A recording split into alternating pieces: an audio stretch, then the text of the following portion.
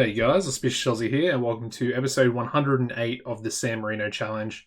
Now, today's episode, we're going to go over the transfers, recent fixtures for the club team, and then we're also going to take on Inter Milan for the Supercoppa final.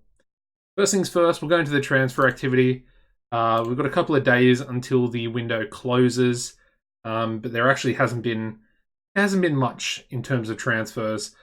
Two players left the club, the first of which was on loan. Yongji left for Vitesse. Basically, they're going to pay us 250k per month, and they're also going to pay a bit of his wages as well. And they're going to play him as a first teamer, so I feel like that's going to give him a decent amount of playing time. He still needs to work on some of his attributes. You know, he's still improving as well, despite being 21, so I'm hoping this will be a decent enough loan move for him. The other player that left us was a national team player. We got Michel Zonzini, the left back, got 37 caps for the San Marino national team, and he left us for La Fiorita in the San Marinese league. So good to see that, you know, some of our national team players are actually getting some playing time for, you know, some certain clubs. There was actually another transfer that was set up for this guy. If I can find him. Might be in the under 18s, actually. But he's a right back, Marco Michelotti. He had a deal set up for another club, I believe. And they actually offered me money. So I was going to take a little bit of money. I think it was like 35k or something like that. But he unfortunately rejected that transfer offer. So yeah, Bonzini did go for free, which was what they actually offered me. So yeah, he left. No players were brought in. I'm currently looking for a centre mid, which might happen before the transfer window closes. Although I kind of doubt it, because if you look here, it does close in 2 days' time. So not a lot of time for me to try and bring that player in. But I'm going to try and set up a deal for him no matter what. So realistically, it could come at the start of next season. Anyway, let's get into the recent fixtures. Actually, I'll show you the league table. We're currently in first place. We have lost a game this season. I'll go into that game in a bit more detail. But as you can see, we are 3 points ahead of AC Milan, who are in second. And then we're 8 points ahead of today's opponents, Inter, who find themselves on 40 points in third place. So yeah, let's get into the fixtures. Of course, the previous episode was the Barcelona game. I think it was this one, if I'm not mistaken.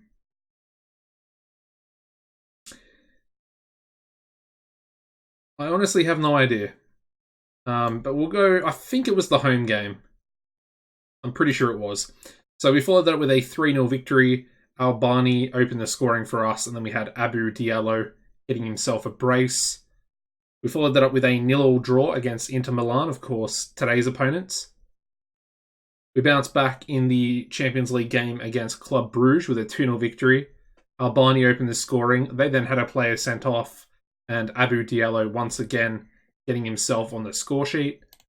We then returned to Serie A action and beat Empoli 3-0.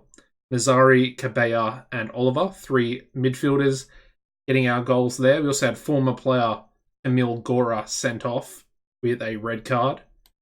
We then smashed PAOK, the Greek club in the Champions League, 4-0.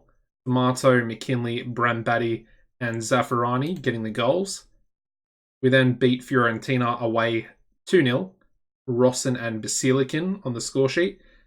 Then came the only loss of the season. Let's go into a bit more detail. One shot on target for AC Milan, and they score in the 51st minute. We had 25 shots, 9 on target, and we could not score. Their goalkeeper getting a 7.3 rating, which is essentially a 9 in goalkeeper standards. We also had the defenders, their 3 centre-backs. They were playing 3, well, they were essentially playing 5 at the back, but their 3 centre-backs, 7.6, and a man of the match performance, 8 for Arthur Henrique. Also, their left wing back scored the goal. So Yeah, that was a great result. We bounced back in the next one, however, with a 4-0 victory over Napoli. Albani with a hat trick. Basilican was also sent off when the score was 1-0. And finally, Formato also on the score sheet. We then went back to back 4-0 victories away from home against Juventus. Rosson opened the scoring, Mioli getting himself his first goal of the season and then making it a second. And then finally, Brambati in the 91st minute. We then beat our affiliate club, Pescara, 4-1. Brambati, Andy Adam, and Scott McKinley with a brace. And the most recent game played was another 4-1 victory over Atalanta, with Formato, McKinley getting another brace, and Mazzari in the 94th minute. So there we go, all up to date. Yeah, I mean, things are going pretty well. I mean, the finances are also looking pretty healthy. 896 million in the bank. The projection looks absolutely horrendous, but yeah, let's not look at that. We don't want to bum ourselves out. Now, one thing I do want to look at that I haven't actually looked at recently. Okay, never mind. I was going to say we might be getting to that sort of time where we can build another stadium. However, that's definitely not the case. You need to wait 20 years before you can rebuild new stadiums after your previous stadium anyway. And that's 2027. We're only in 2035. So that's, yeah, not to be. Anyway, let's get into the lineup for today's game. We're going to go with a pretty full-strength team, apart from Ingvarsen, who I believe picked up a little injury. So Brune is going to come in. He has actually played a few games. Ingvarsen was out for about 3 weeks with an injury previously. So, yeah, Brune, he played well. He's actually got a better average rating than Ingvarsen at the moment. I also gave Ingvarsen a new contract at the club. A little bit less wages, and we got him on another 3-year deal. He's a special player. He came to us in Serie B, sort of really pushed us into the Serie A, and then even like beyond. I mean, we've won a Champions League. We won 7 Serie A's in a row with him at between the sticks, basically. Anyway, Brune starts today. We've got Sessa and Basilican as the 2 centre-backs. Brambati will be the right back. Rodrigo Henrique as our left back. Ortheron will be the defensive midfielder today, with Abu Diallo and Mazzari in front of him as the 2 centre mids. We've got Rosson on the right wing, Formato on the left wing, Albani up front. Pretty much a full-strength 11, except for Ingvarsen, of course. The bench today is going to be Ingvarsen, Tiob, Michelotti, the other Diallo, the defensive midfielder, Mioli, Limone, McKinley, Zaffarani, and Bigger Cabella. Let's go. Looking for another trophy. I want to win the Supercoppa. I always enjoy playing for it each and every season. We did draw with Inter Milan earlier in the season, so looking for a better result here today. All right, Brambati with a long throw. Nothing doing from that one. We do win the ball back. Sessa coming forward.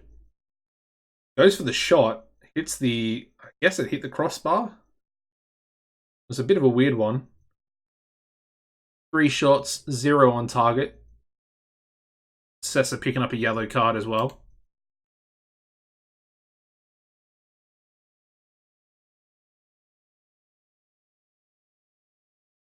All right. Ooh, Labadie, of course, one of our former players. Rolls as well. Is that Roll? Oh, no, it's Roas. I thought Rolls. I think Rolls went on loan to someone from Manchester United. I was actually contemplating bringing him back in for us, but I feel like it would just harm Limone's progress. But that is going to be a penalty. Riva has tripped Albani. Who's taking the penalty? It will be Formato. And he does not score. That was a horrible penalty. Inter's free kick goes over our bar, luckily. But as you can see, their goalkeeper's on a 7.3. Exactly what you want to see in a cup final. Well, even if it is a Super Cup, but still. Ooh, Labadee ripping our players. Oh, Diallo with a strong tackle himself. More of an attacking player than a defensive midfielder. So that's a good tackle to see from him. Labadee's a danger man, we know that. Somehow, Paulo Marcelo does not score for Inter. We got very, very lucky there. We've got some really bad performers out there. Formato, obviously, one of them with the missed penalty. This is a big second half.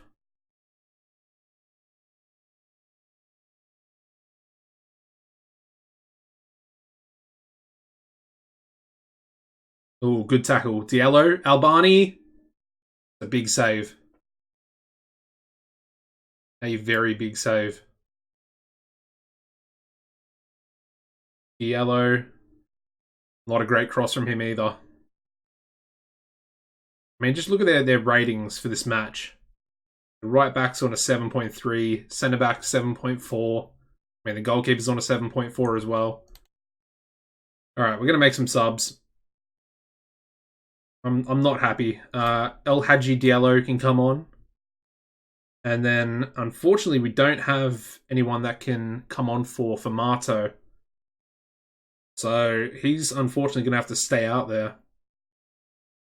We can bring Mioli on for Mazzari, though. So I think we'll do that instead. But they have got a player sent off there. Ramirez leaves the pitch. I mean, realistically, we should probably be pushing forward. We've got the man advantage. We really need to try and capitalize on that. As Diallo picks up a yellow card himself. All right. Can we get a goal from this highlight? Rossen. Albani, there we go. 1-0. Boy, did we need that. 84th minute. Will it be the winner? I bloody hope so. Got Henrique picking up a yellow card there as well. Come on, boys. Defend. Defend. Oh, they've hit the post. Pretty unlucky for them. But exactly what we need to take home this trophy today. And we win the ball back for Marto. That should be full time. Come on, referee. Blow the whistle.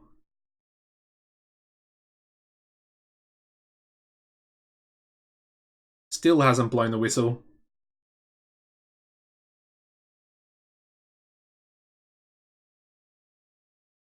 And there we go, full time. The confetti falls, we win the trophy. And I feel a little bit happier after that victory. I mean, all it took was a red card and an 84th minute goal. There we go, we have once again won the Supercoppa. We also have Diallo training well. Apparently wanted by Aston Villa. We also get just under 1.8 million for that win as well, which I'm pretty happy with.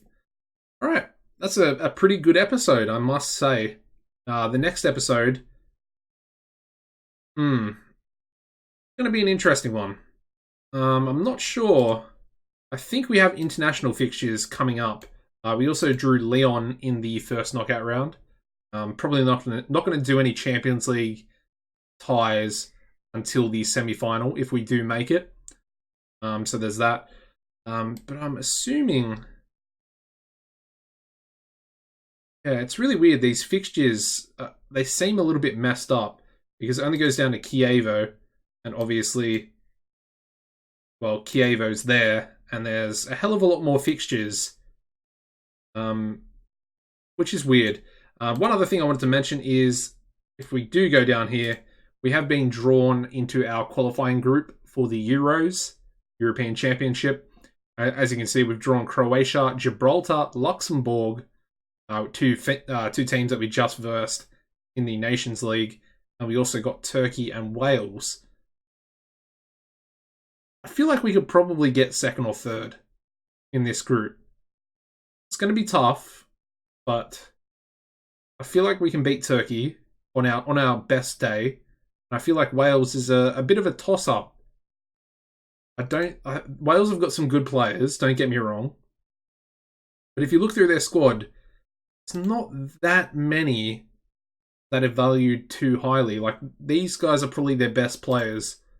Lee Poulos, this guy here, Bloom as well. They're both central midfielders. They also have this guy here, who's probably their best striker as well. He is actually quite impressive. But apart from that, I don't think they have too many other dangerous players. And we might be able to cause them a few problems. Anyway, that'll, of course, been another episode. I want to say thank you very much for watching this one today. Give the video a like as well if you enjoyed it. Subscribe to the channel. Got much more content coming out in the future.